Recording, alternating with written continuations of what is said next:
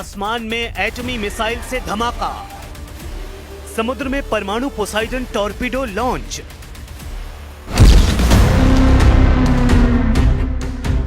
बम बारूद से 4 साल से चल रहे युद्ध का सबसे खौफनाक राउंड शुरू हो गया है। पुतिन ने महाविनाश के हथियारों को वॉर जोन में उतार दिया है। बैक टू बैक 2 एटमी धमाके कर पुतिन ने दुश्मनों के डार्क फ्यूचर की गारंटी दी है। यूरोप और अमेरिका अब पुतिन का परमाणु ताप झेल सकते हैं। पुतिन इतने क्रोध में हैं कि वो कुछ देशों को धरती के नक्शे से मिटा सकते हैं।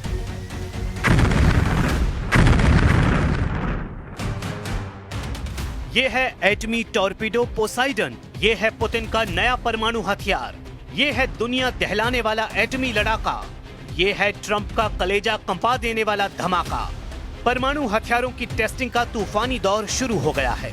पुतिन ने बैक टू बैक डबल धमाका कर प्रेसिडेंट ट्रंप को भड़का दिया है।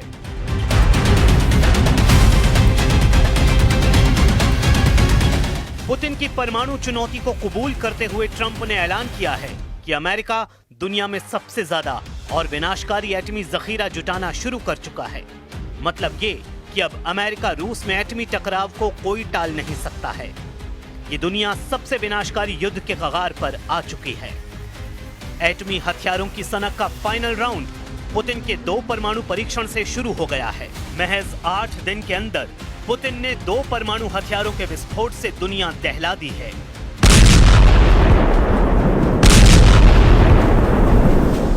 अक्टूबर को रूस ने परमाणु पावर से लैस बुरेवेस्तनिक क्रूज मिसाइल का परीक्षण किया। पुतिन की यह मिसाइल लॉन्च पैड से 14,000 किलोमीटर दूर तक एटमी धमाका कर सकती है। पुतिन की एटमी मिसाइल की ताकत का अंदाजा जब तक दुश्मन लगा पाते, 29 अक्टूबर को उन्होंने दूसरा धमाका कर दिया है। रूस ने परमाणु क्षमता से लैस और परमाणु ऊर्जा से चलने वाले अंडर वाटर टॉर्पीडो पोसाइडन का पावरफुल टेस्ट कर तहलका मचाया है। पुतिन की परमाणु पावर के डबल होने की जानकारी मिलते ही ट्रंप तिलमिला गए हैं। बुसान विजिट के बीच ही उन्होंने ऐलान कर दिया कि अमेरिका के एटमी कारखाने एक्टिव कर दिए गए हैं। ट्रंप ने पुतिन को धमकी दी है कि अमेरिका सबसे ज्यादा और शक्तिशाली परमाणु बमों का गोदाम बनाना शुरू कर रहा है। Seem to all be nuclear testing. We have more nuclear weapons than anybody. We don't do testing. You know, we've halted it many years ago. But with others doing testing, I think it's appropriate that we do also. Any details around the testing, sir? Like where, when? It'll be announced. You know, we have test sites. It'll be announced.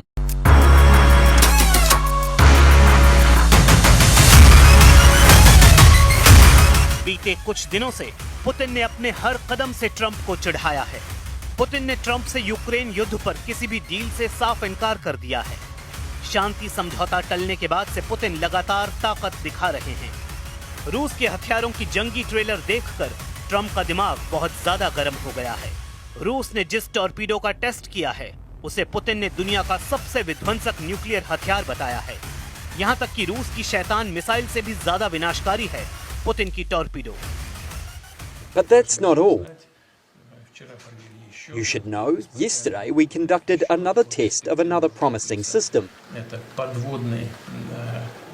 This is the Poseidon unmanned underwater vehicle, also with a nuclear propulsion system. For the first time, we succeeded not only in launching it from a submarine using its booster motor, but also in igniting the nuclear propulsion system, which the vehicle used for a certain period of time. This is a tremendous success.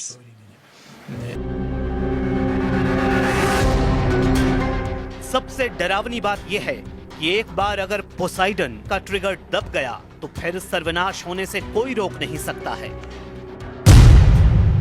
Putin ने जिस परमाणु power से lace torpedo Poseidon का सफल परीक्षण किया है वो हथियार टॉर्पीडो और अंडर वाटर ड्रोन का बेजोड़ नमूना है। इसकी रेंज करीब 10,000 किलोमीटर है और ये 185 किलोमीटर प्रति घंटे की रफ्तार से दुश्मन पर वार करता है।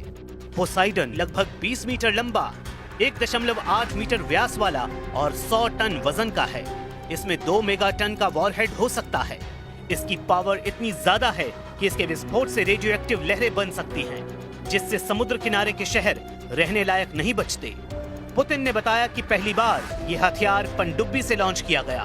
पुतिन ने दावा किया है कि रूस की सबसे विस्फोटक मिसाइल सरमट SSX-29, जिसे नेटो फोर्स शैतान नाम देती है, उससे भी विनाशकारी है टॉर्पीडो पोसाइडन। Мощность Посейдона значительно превышает мощность даже самой нашей перспективной ракеты межконтинентальной дальности «Сармат». Такой в мире нет, как «Сармат». И у нас он еще на дежурстве не стоит. Скоро появится на дежурстве. Но «Посейдон» значительно превышает «Сармат» по мощности. И кроме того, по скоростям и по глубинам движения этого беспилотного аппарата.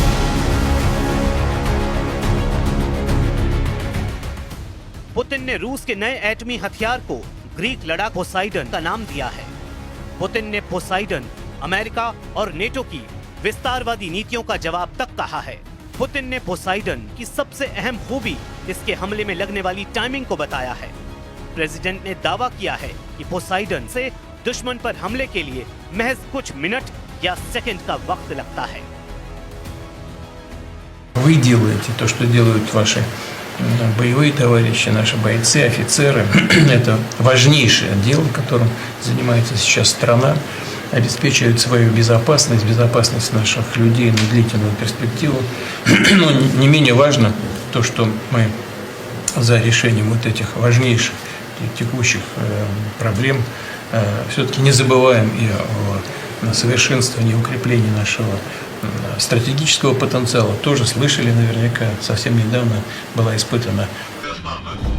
Есть нормальные условия старта. एटमी हमला कई घंटे, दिन और हफ्तों की तैयारियों के बाद ही मुमकिन हो पाते हैं, लेकिन रूस ने अब ऐसा हथियार बना लिया है जिससे पुतिन कुछ सेकंड में दुश्मनों को भस्म कर सकते हैं।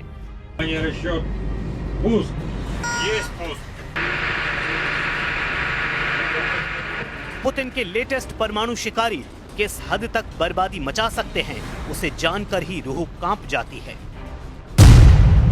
पोसाइडन टॉर्पीडो में 2 मेगाटन तक परमाणु वॉरहेड लगाया जा सकता है। इसके विस्फोट से समुद्र में इतनी तेज रेडियो एक्टिव लहरें उठती हैं कि तटीय शहर पूरी तरह रहने लायक नहीं बचते। रूसी सेना का दावा है कि पोसाइडन टॉर्पीडो के धमाके से लंदन जैसे 6 बड़े शहरों को मात्र 30 मिनट में दफन किया जा सकता है।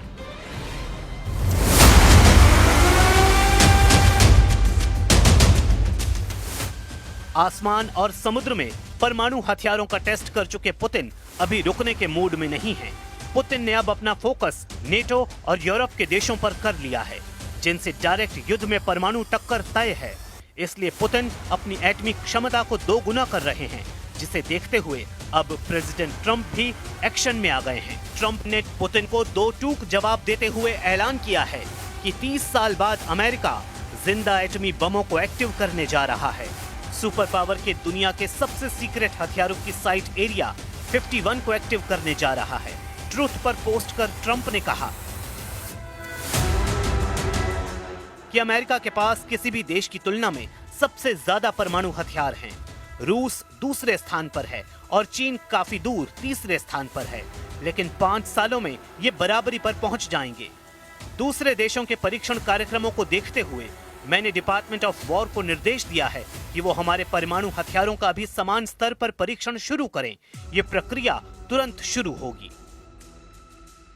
अमेरिका ने आखिरी बार पूरा परमाणु परीक्षण 1992 में किया था। उसके बाद से अमेरिका ने एटमी विस्फोट की जगह कंप्यूटर सिमुलेशन और सीमित सब क्रिटिकल टेस्ट कर हथियारों की जांच जारी रखी।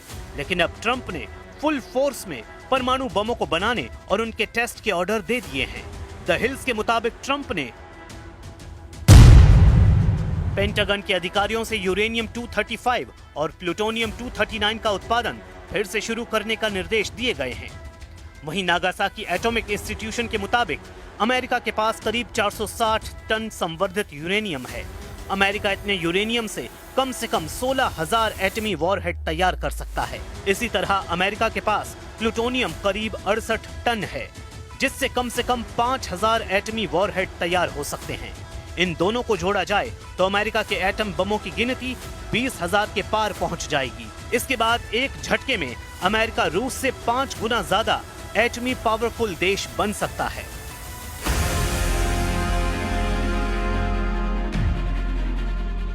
एक एटम बम बनाने में औसतन 25 किलो संवर्धित यूरेनियम की जरूरत होती है। एक्सियोस के मुताबिक पेंटागन की कोशिश जल्द से जल्द यूरेनियम परमाणु हथियार तैयार करने की है, जिससे पुतिन को परमाणु हथियारों की रेस में पीछे छोड़ा जा सके। हालांकि एटमी रेस में प्रेसिडेंट ट्रंप अकेले हैं, जबकि पुतिन के साथ शी जिनपिंग, किम जोंग जैसे ताकतवर सुप्रीम लीडर हैं। किम जोंग उन ने पुतिन की वजह से ट्रंप से मिलना तक मंजूर नहीं किया है। वहीं ट्रंप ने किम से मुलाकात न होने की वजह खुद के बिजी शेड्यूल को बताया है। ट्रंप को उम्मीद है कि किम जोंग उनका कोरिया में ग्रैंड वेलकम करेंगे, जबकि किम ने उनकी एशिया विजिट के दौरान क्रूज मिसाइलों के धमाके किए हैं।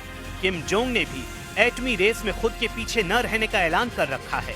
हालांकि किम के लिए सबसे बड़ी मुश्किल यूरेनियम का जुगाड़ करना है, क्योंकि परमाणु हथियार बनाने को लेकर एनपीटी का एक और नियम है। इसके तहत परमाणु हथियार के लिए बाहर से कोई भी मुल्क यूरेनियम और प्लूटोनियम नहीं खरीद सकता है। मतलब ये कि अगर किसी को नए सिरे से एटमी हथियार बनाने हैं तो उसके पास खुद का यूरेनियम और प्लूटोनियम होना चाहिए। पश्चिमी मीडिया रिपोर्ट्स के मुताबिक किम के पास फिलहाल 2000 किलोग्राम यूरेनियम है, जिससे ज्यादा से ज्यादा 47 एटम बम बन सकते हैं। लेकिन ये बात तय है कि किम के सारे एटम बम पुतिन के काम आएंगे। किम जोंग उन ने अब तक रूस का हर तरह से युद्ध में साथ दिया है। अगर पुतिन ट्रंप का युद्ध शुरू हुआ तो किम जोंग अपने सारे परमाणु हथियारों को पुतिन के लिए कुर्बान कर सकते हैं। ऐसे में ट्रंप एटमी टकराव की नौबत न आने दें, इसी में दुनिया का भला है, क्योंकि परमाणु युद्ध शुरू हुआ तो फिर धरती का वजूद खतरे में पड़ सकता है।